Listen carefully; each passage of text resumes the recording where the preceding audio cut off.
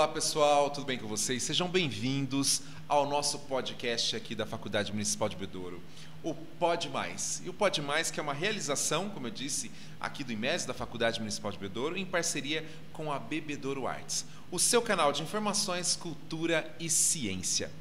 E hoje recebemos aqui o nosso professor e diretor da Faculdade Municipal de Bebedouro, Luiz Carlos Jaca, que vai bater um papo com a gente e vai falar do tema, o nosso principal tema, que é os impactos das queimadas no meio ambiente e na gestão.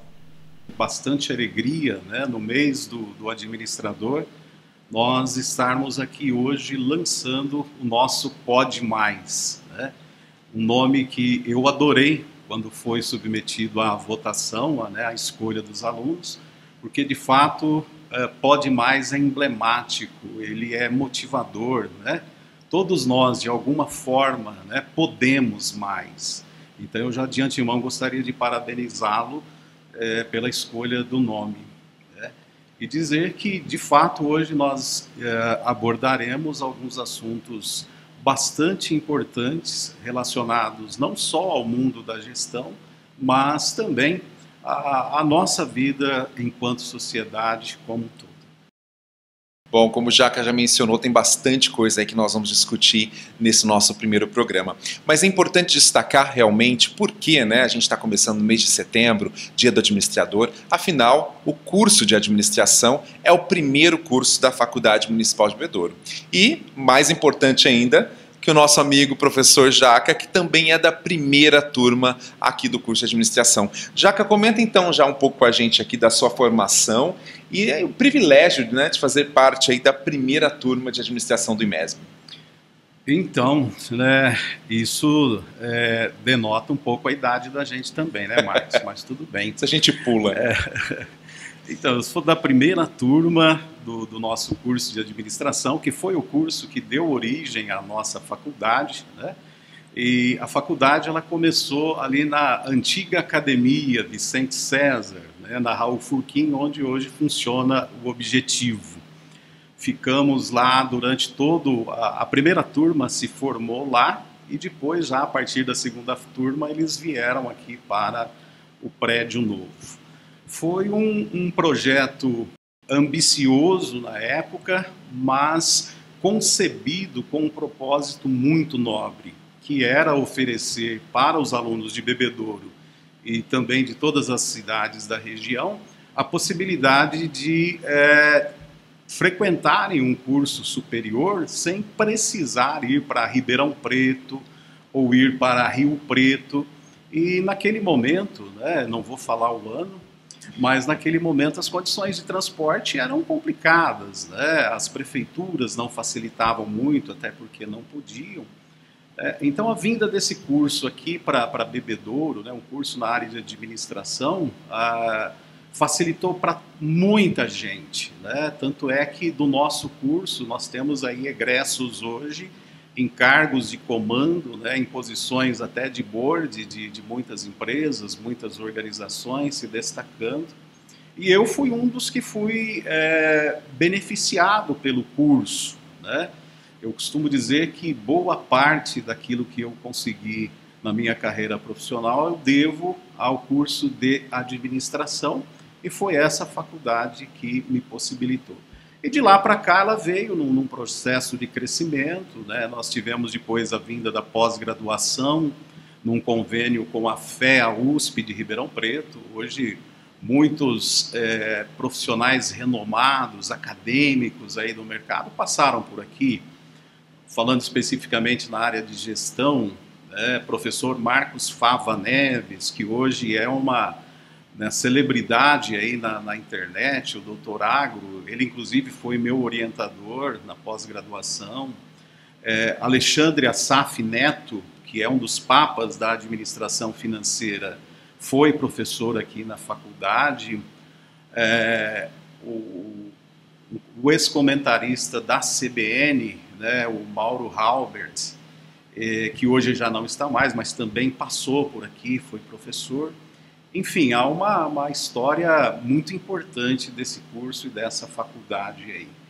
E hoje nós estamos à frente da direção, né? É óbvio que os tempos são outros, né? Algumas coisas se modificaram, mas a faculdade continua firme e forte e com esse propósito de formar não só profissionais, mas principalmente cidadãos, né? Pessoas que vão fazer efetivamente a diferença nos espaços onde vivem e onde atuam, né?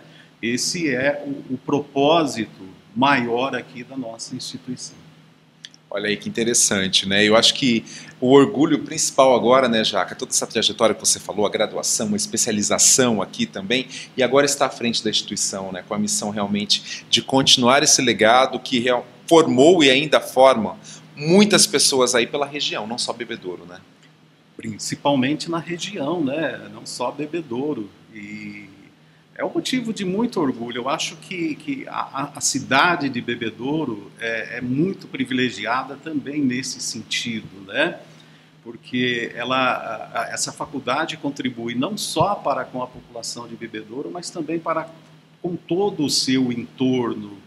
Então isso para a gente é muito importante, é muito gratificante, né? Vieram outros cursos, alguns aí até por questões mercadológicas, etc., eles tiveram que ser descontinuados, outros surgiram, e é um processo de renovação natural, isso acontece em todas as situações de empresa, né? E nós agora estamos buscando direcionar todos os nossos cursos para o agronegócio, por conta da nossa inserção regional, por conta da característica da nossa região, e também para o cooperativismo, né? Tendo em vista que Bebedouro, recentemente, foi decretada a capital estadual do cooperativismo. Então, hoje, esses são os dois grandes direcionadores que nós e toda a equipe de docentes, né, estamos colocando os nossos cursos nessa direção, né? E acredito que é uma decisão acertada. Não, justamente, nada melhor que começar com este assunto, que é um assunto que repercutiu na mídia não só nacional, na mídia até internacional, o tema do nosso primeiro podcast, né? O nosso Pode Mais, como o professor Jaca mencionou, que foi aí uma votação entre os alunos, né, para a escolha do nome desse podcast Pode Mais, né, que é uma realização da Faculdade Municipal de Bebedouro em parceria com a Bebedouro Arts. E nada mais é do que o Pode Mais, o seu canal de informações, cultura e ciência, né, diretamente aí pelo YouTube. Bom, vamos começar então agora nesse primeiro bloco. A gente vai discutir um pouquinho mais desses impactos, né, que as queimadas realmente provocaram e ainda estão provocando aqui na nossa região. E uma das principais questões aí, Jaca, você até, uma solicitação sua por todo o corpo docente, começar a produzir conteúdos relacionados a esse tema. Então nós recebemos aqui alguns materiais que os professores nos encaminharam, alguns estudos, alguns dados para que a gente pudesse realmente bater esse nosso papo aqui sobre o clima, né? E a gente viu que um estudo que foi realizado em 2023 pelo Programa Ambiental das Nações Unidas, a UNEP, mostra o impacto real da mudança climática, não só no aumento de casos, mas também no maior impacto que está gerando, né, para o meio ambiente, né? O quanto o clima tem mudado, né, Jaca? A gente percebe isso. E você que atuou também bastante fortemente aí no agro, né? Você deve ter acompanhado bastante a mudança que o clima teve nesses últimos anos. Comenta um pouco para a gente o que você pôde ver nesse período aí. Exatamente, Marcos, né? Além de ser professor da faculdade, eu atuei, né, durante 35 anos na direção executiva de empresa voltada para o agronegócio, e agora também como conselheiro de grandes grupos aí voltados para o agronegócio.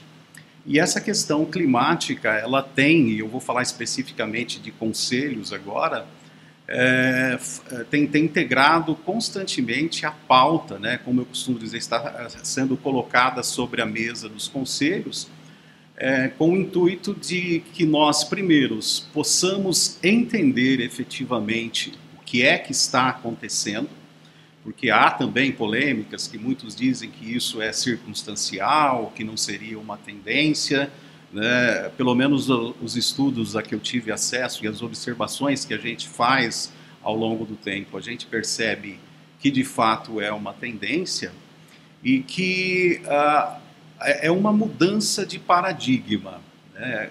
Vamos começar falando sobre isso. Recentemente, em uma das reuniões de conselho, o executivo justificava os seus resultados por conta de um ano atípico. E eu disse que, na minha concepção, nós não estamos mais vivendo uma atipia climática, mas sim uma nova realidade climática, com a qual nós teremos que conviver, com a qual nós teremos que aprender, né, a conviver com isso, mantendo produção, mantendo produtividade, enfim, né, acho que uma área que vai ficar bastante em evidência agora, principalmente no ambiente de gestão, e aí quando eu falo de gestão, eu estou abarcando todas as suas áreas, mercadológica, financeira, jurídica, etc., que é a gestão desse risco climático.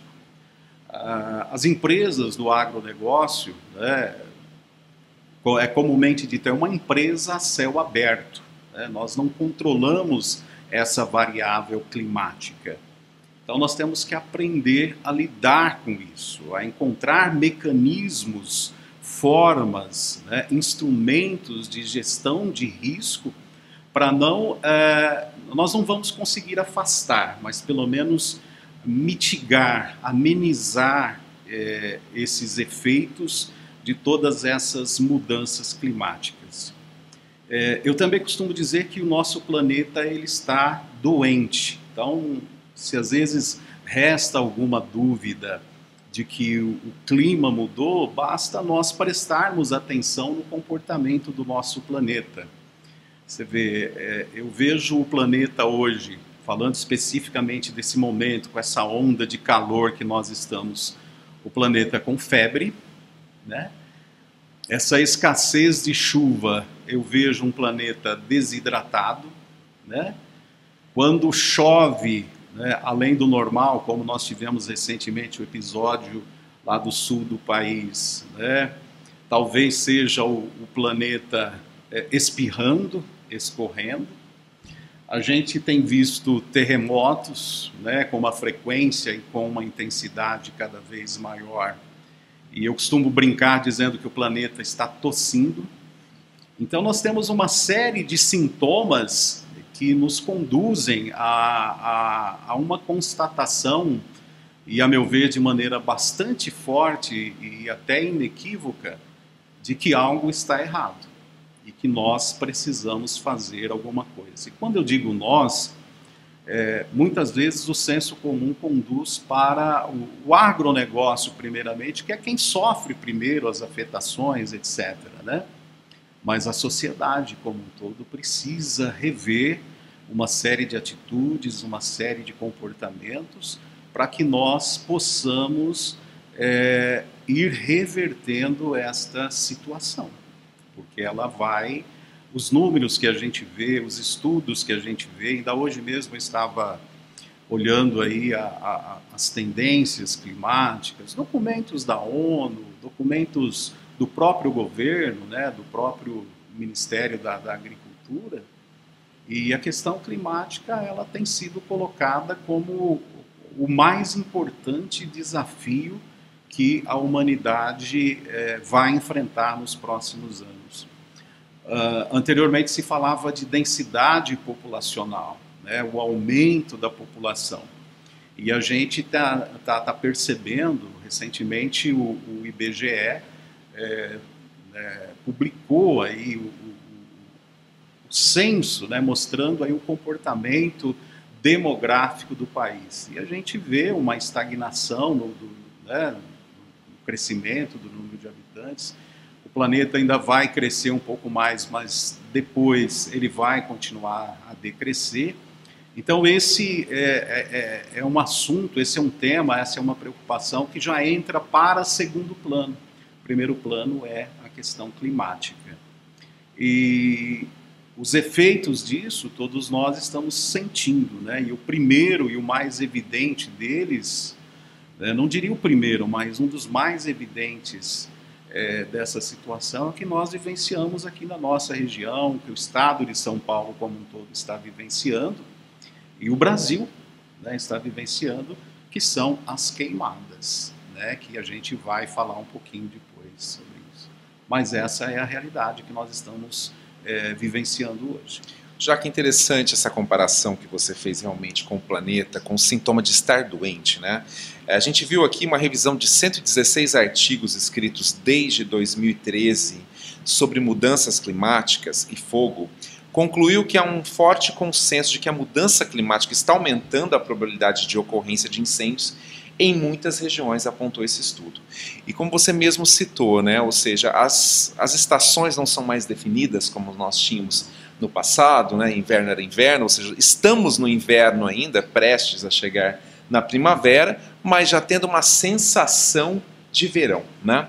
E aí a preocupação agora, enquanto gestor, como você bem mencionou, não é mais uma atipia, mas é uma nova realidade, né? E como agora enfrentar essa nova realidade? Como que você vê, Jaca, aí realmente as empresas, principalmente do setor do agro, como você falou, que foi fortemente impactada, né? O secretário de Agricultura do Estado fala em mais de 2 bilhões, é isso, né? Eu tenho alguns números aqui, né? O número divulgado inicialmente pelo governador foi de R$1 bilhão, e no dia da divulgação eu já achei o número muito subestimado, porque não é um cálculo simples de ser feito, não se trata apenas, tanto é que nossos cursos aqui estão trabalhando, né, no levantamento do valor mais aproximado do impacto, né? E não é um cálculo simples de fazer. Nós temos que... Existem N variáveis aí que precisam ser colocadas nessa conta e que eu acho que, nesse momento, até por conta da proximidade com o evento e talvez a necessidade de divulgação de algum número, isso não foi devidamente aferido. Mas na medida em que a contabilização vai acontecendo, esse número ele vai se tornar muito maior, né? E vamos pegar especificamente a questão da cana-de-açúcar, que foi uma das culturas mais fortemente impactadas, né, e que é preponderante aqui na nossa região. Alguns elementos ou algumas variáveis que precisam entrar nesse cálculo, entrar nessa conta, né? Vamos começar primeiro falando de realocação das pessoas e das famílias atingidas, né? A coisa começa por aí. Depois, e pensando aí nessas propriedades que foram totalmente queimadas ou toda a produção comprometida, mesmo que parcialmente também, refinanciamento de dívidas anteriores, né, e para novos investimentos, porque se perdeu tudo. Perfeito? Nós temos aí essa perda de produção de imediato agora, perda de faturamento, vai acontecendo nesse mês, vai acontecer no mês seguinte, pensando nos produtores de cana. Nós vamos ter perda de produtividade para os períodos futuros, né? A cana-de-açúcar, geralmente, ela tem um ciclo aí que compreende 5 a 6 cortes. Você colhe na mesma área plantada de 5 a 6 vezes, ou até mais, a depender da estrutura de tratos culturais que você faz. Então, o incêndio ele compromete a produção, aquela cana que está, a gente chama de cana em pé, aquela cana que estava para ser colhida. Ali a gente já tem uma perda de produtividade, porque ela já estava bem seca, perdeu água, ela perdeu açúcar, e agora vem um incêndio e praticamente faz com que ela vire cinza. Então isso tem um comprometimento no rendimento industrial, talvez não tanto para o açúcar, um pouco mais para o etanol, aí vai depender um pouco do nível de tecnologia de cada empresa. Então, afetação nesse ano e afetação nos próximos cortes, como a gente costuma chamar. A perda de produtividade vai acontecer. Falando especificamente daquilo que a gente conhece por cana-soca, que é aquela cana que já foi colhida, mas que as raízes estão ali, estão em processo de rebrota, para serem colhidas no próximo ano. Muitas áreas foram queimadas, né? Então o sistema radicular das plantas ele foi comprometido. Então, na maioria dos casos que eu pude ver, terá que haver já uma destruição dessas soqueiras e um novo replantio. Então, também com uma necessidade de capital de giro, de investimento, que não estava previsto para agora. Os produtores estavam se programando, talvez, para fazer essa reforma diária, né, que a cada 5, 6 anos você arranca e planta um canavial novo, para isso acontecer daqui 3 anos, 4 anos, e vai ter que acontecer agora. E nós estamos falando aí de um custo de plantio hoje na casa, né, dos R$ 13.000 por hectare. Não é barato, né? Então isso vai ter que ser financiado de alguma forma. Aumento dos custos de produção. A propriedade que foi atingida por um incêndio e que a cana já tinha sido colhida e alguns tratos culturais já foram realizados, aplicação de adubos, corretivos, etc.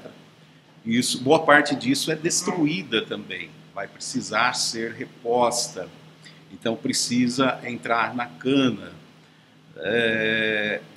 Outro aspecto, né, a escassez de subprodutos da cana, né, porque quando a gente fala de cana, o senso comum nos remete à produção de açúcar, à produção do etanol, mas nós temos o reaproveitamento de subprodutos, a vinhaça, por exemplo, comumente chamada, que a gente vê sendo aplicada, que é um fertilizante, né, rico em nitrogênio, que é aplicado no solo, né? Isso também se perde. A produção de palha ou de bagaço, que é utilizada na cogeração de energia elétrica, também isso sofre uma redução, sofre um impacto. E escassez de açúcar e de álcool, né? Não sei se é prematuro falar de escassez de açúcar ou de etanol, mas pode acontecer e isso gera naturalmente um aumento de preços e isso repercute na inflação. Então nós temos esse outro componente do cálculo aí.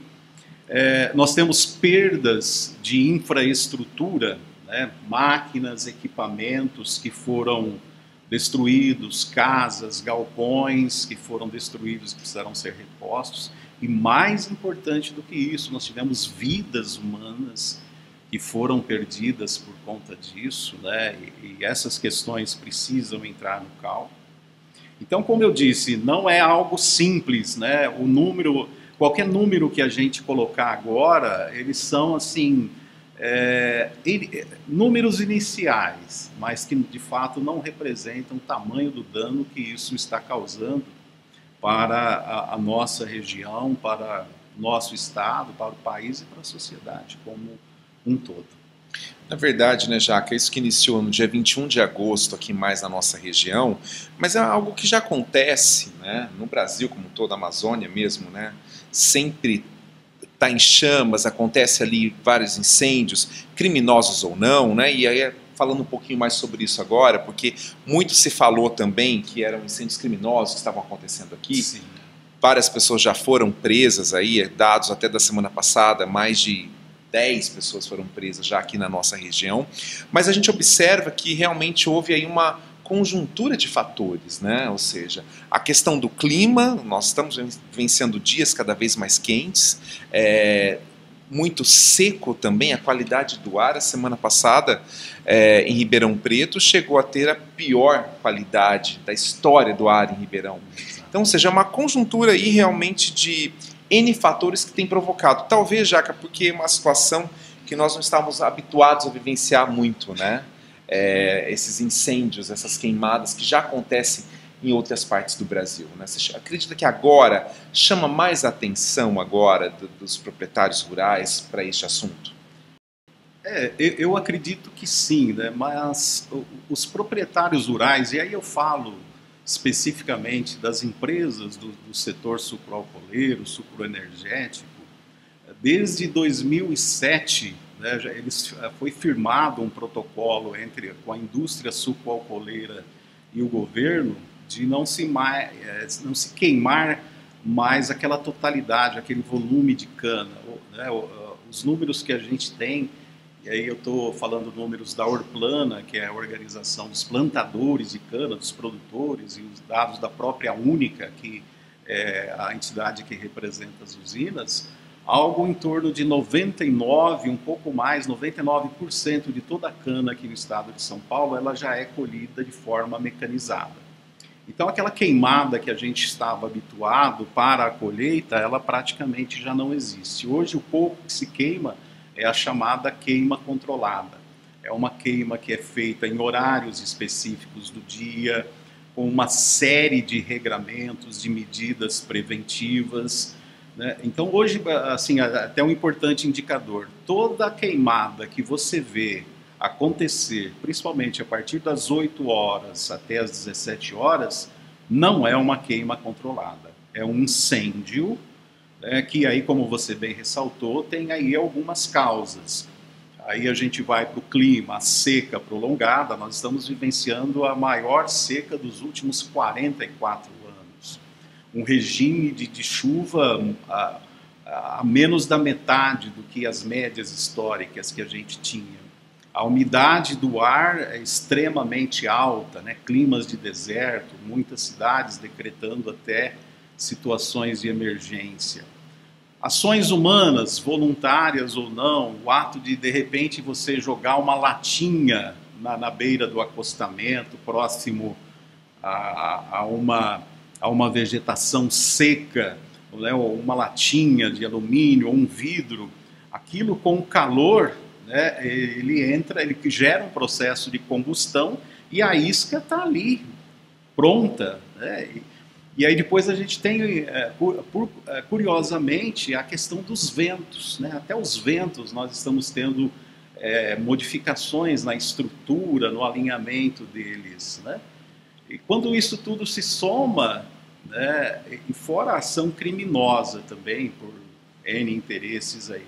Então, quando esses fatores se juntam, a gente tem esses incêndios de grandes proporções, de difícil controle, né? Por mais que as empresas, né, principalmente as usinas, e hoje todas elas têm brigadas de incêndio muito qualificadas, muito treinadas, elas têm caminhões-pipa sempre abastecidos, elas têm postos de vigilância, elas têm o que a gente chama hoje de PAN, né, que é o Plano de Ajuda Mútua. Então, elas estão todas interligadas nessa questão de incêndio. Então, uma noticiou, todas as outras vão em socorro, à ajuda daquelas. O processo de aceramento, de proteção das áreas ambientais, que é outro dano que eu gostaria depois de ressaltar, que talvez não esteja nas contas oficiais. Então, tudo que se pode fazer hoje, as empresas estão buscando fazer. É suficiente? Não. Nós vamos ter que avançar mais, usar mais tecnologia. Como?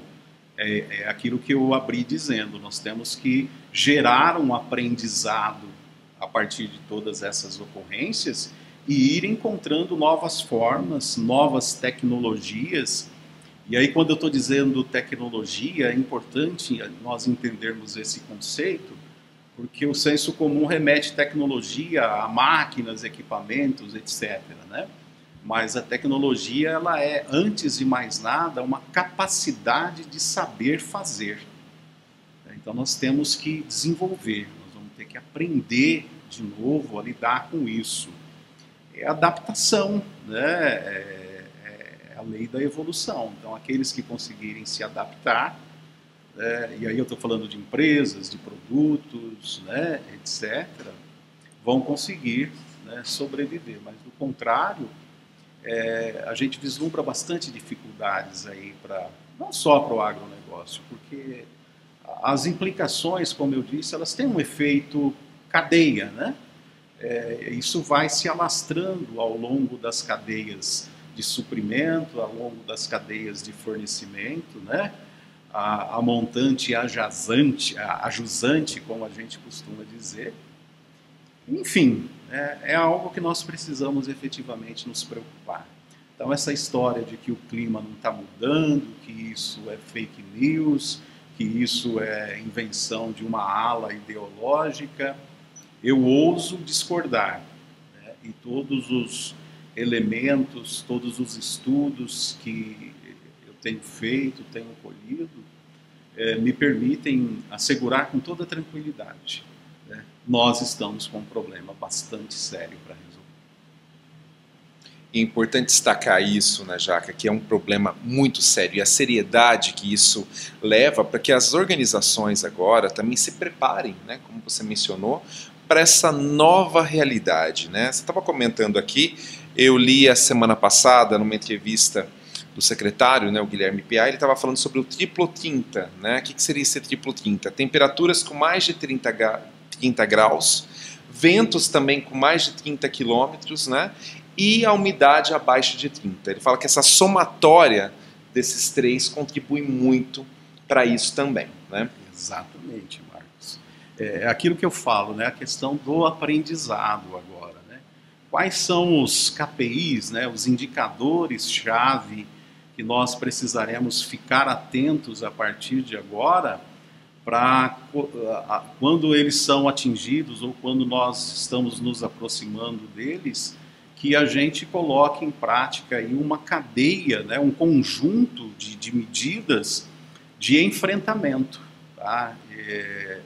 Para que essas situações não aconteçam. Então, de novo, né, gerenciamento de risco a partir de agora, buscando não eliminar o risco, é impossível. O risco ele é inerente à atividade humana, à atividade empresarial, mas há formas de mitigá-lo, né? E quando a gente olha para o agronegócio, né, eu sempre estou colocando esse viés aí, porque é a área onde a gente atua e que nós podemos fazer com maior tranquilidade, falar com maior tranquilidade. O que pode ser feito para que nós iniciemos aí um processo de mitigação desses riscos? Primeiro, o que eu recomendo, diversificação geográfica, né? Então, principalmente grandes empresas, não terem as suas áreas concentradas num único bioma, numa única região, né? Buscar diversificar.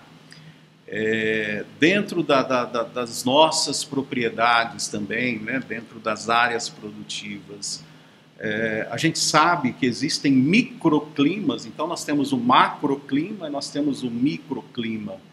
Procurar conhecer bem o microclima no qual você está situado, né? Até para a gente poder lidar melhor com esses 330 aí que você acabou de colocar. Esse é um ponto.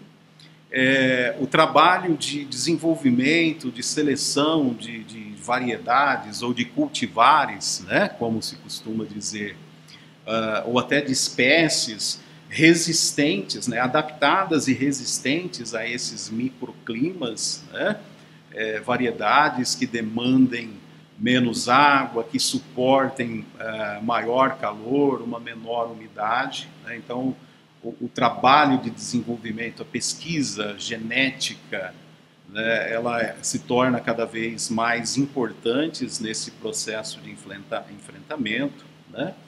O que mais? Investir na qualidade dos solos para que eles se tornem cada vez também mais resistentes, né? E isso é um trabalho bastante importante e também demorado, né?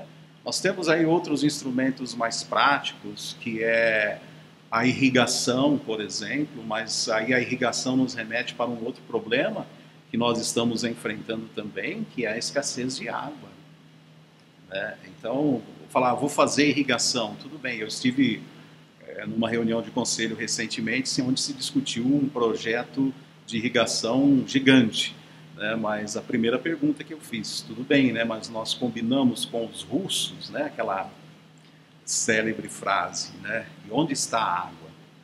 E mais, vamos poder usar essa água? Em que quantidade? Nós corremos o risco de ter uma estrutura de grandes dimensões, mas ela não ser abastecida. Então esse é um problema também, né? Existem outras medidas práticas que podem ser tomadas aí, e aí falando especificamente no âmbito das propriedades, né, trabalhar fortemente aquilo que a gente chama de aceramento das nossas áreas, né, que é aquele espaço livre entre uma cultura e outra, entre a cultura e a área de preservação permanente, né? Os matos, etc., ao redor de córregos, rios, etc., talvez expandir isso um pouco mais. Que mais? Né? Intensificar esses planos de cooperação com empresas que cada vez mais, e com tecnologias que cada vez mais possam detectar com a maior antecedência possível a ocorrência, né? Nós temos que aprender, por exemplo, com países, veja o caso dos Estados Unidos, a questão dos furacões, etc. Eles investiram, eles não podem lidar com o fenômeno, eles investiram fortemente na capacidade de detecção, da probabilidade de ocorrência, da intensidade desses eventos e se prepararem, né? E às vezes esse preparo é uma ação emergencial a pelo menos 24 horas antes da ocorrência do evento.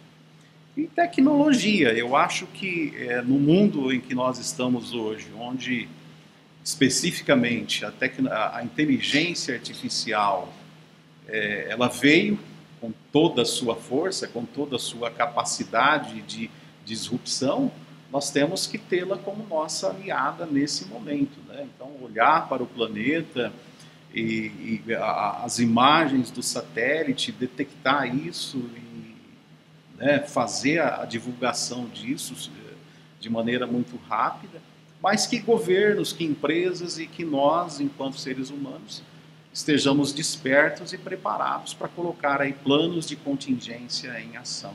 Eu acho que é esse o caminho. É um trabalho de todos nós, né? Mas agora eu queria voltar um pouquinho mais para a gestão. A gente falou bastante aqui dos impactos aí na agricultura e tudo mais, mas como estamos no mês do administrador, é importante também, Jaca, citar, por exemplo, que as queimadas, além do prejuízo para a agricultura, mas, por exemplo, a questão do ar, né? O ar está péssimo. Como eu disse, semana passada a Ribeirão registrou um dos piores índices da qualidade do ar. As pessoas estão ficando mais doentes, como o mundo que você já mencionou que também está doente. Isso o que gera, né? No poder público, por exemplo, tem que se buscar novos médicos para atender a população que está ficando mais doente. Isso ocasiona também faltas no trabalho, né? Ou seja, na gestão, para quem não atua no setor, né, da agricultura, mas que atua numa empresa, isso também reflete, Jaca? Sem dúvida alguma, né? Como eu já disse anteriormente, é um efeito cadeia, né? Isso vai refletir de maneira mais direta ou menos direta, de maneira mais presente ou um pouquinho mais adiante, mas vai refletir, porque nós estamos, em última instância, vivendo em condições totalmente insalubres, né? Eu conversava com alguns colegas recentemente, e o noticiário aí também está informando, que os médicos estão já recomendando a volta do uso de máscara, né, para nos proteger, né, um pouco mais com relação a esse ar totalmente insalubre que nós estamos respirando. E sem dúvida alguma, né, o outro reflexo que precisa entrar no cálculo, que eu falei por isso que ele não é um cálculo simples, são políticas públicas que precisarão ser implementadas, pensadas e implementadas para fazer frente a essas ocorrências, a esta ameaça. Então você citou aí contratação de mais médicos, contratação de mais equipamentos, e isso nós estamos falando só no paliativo, para amenizar os efeitos, mas também políticas públicas nas causas, né? Investir fortemente num trabalho de conscientização da população, enfim, todas aquelas medidas. E é algo também que aqui na nossa faculdade nós pretendemos fazer, né? Vai ser o próximo pedido que eu vou fazer aos nossos cursos, para que nós trabalhemos efetivamente na criação e na proposição de propostas de políticas públicas para ofertarmos isso, né, para subsidiarmos isso, oferecermos subsídios às autoridades propostas de políticas públicas. O que é que dá para fazer? O que é possível fazer? Porque certamente isso vai ser cobrado das autoridades públicas, né? Alguma forma de enfrentamento. Então, nossa faculdade, como centro produtor de conhecimento, ela também passará a atuar nisso, né? Através de nossos programas de pesquisa, de extensão, enfim, o envolvimento aí de toda a nossa comunidade, para podermos oferecer não só à Prefeitura de Bebedouro, mas também ao seu entorno e, quiçá, todas as prefeituras aí, algumas propostas de políticas públicas para o enfrentamento dessa questão. Então, note, e ressaltando mais uma vez, de que o impacto disso é de uma mensuração muito complicada. Esse número ele vai crescendo na medida em que nós vamos conhecendo as afetações, porque nós ainda não conhecemos todas. Isso que nós estamos vivendo hoje, essa situação, e falando especificamente na saúde, isso tem um impacto agora, mas daqui 2, 3 meses terá um novo impacto, e assim vai, né? Então é algo, volto a dizer, bastante sério, bastante preocupante, mas também não podemos nos desesperar, porque é possível fazermos alguma coisa. Nós podemos fazer muito. A gente pode mais, né? Com certeza. Então, mudanças de atitudes, mudanças de comportamento, mudanças de posturas, né? Acho que tudo isso somado vai fazer com que nós comecemos, né, a amenizar esses sintomas que o planeta já está demonstrando para a gente. Jaca, a gente já está caminhando aí para o fim do nosso bate-papo aqui, que a gente discutiu a questão dos impactos das queimadas, né, não só no meio ambiente, mas também na gestão.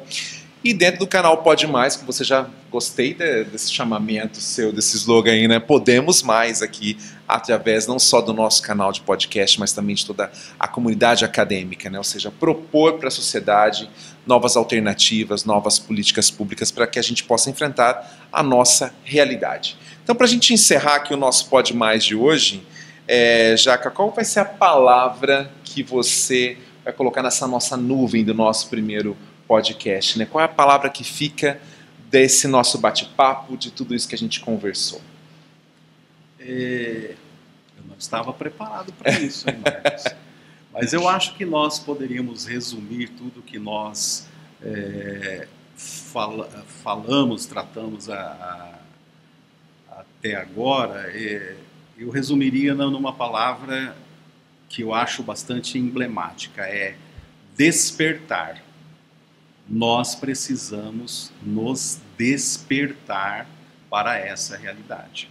Não dá mais para a gente continuar achando que isso é uma atipia. Não, esse é o nosso novo normal. Então, que nós nos despertemos para isso, né?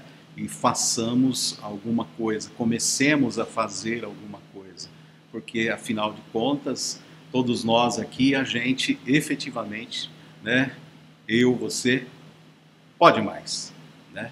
Isso aí. Então, façamos isso. Obrigado, Jaca. Obrigado a todos que nos acompanharam nessa primeira edição do nosso Pode Mais, né? O Pode Mais, que é uma realização da Faculdade Municipal de Bebedouro em parceria com a Bebedouro Arts, o seu canal de informações, cultura e ciência. Afinal, aqui, você, nós, podemos muito mais. Muito obrigado e até o próximo.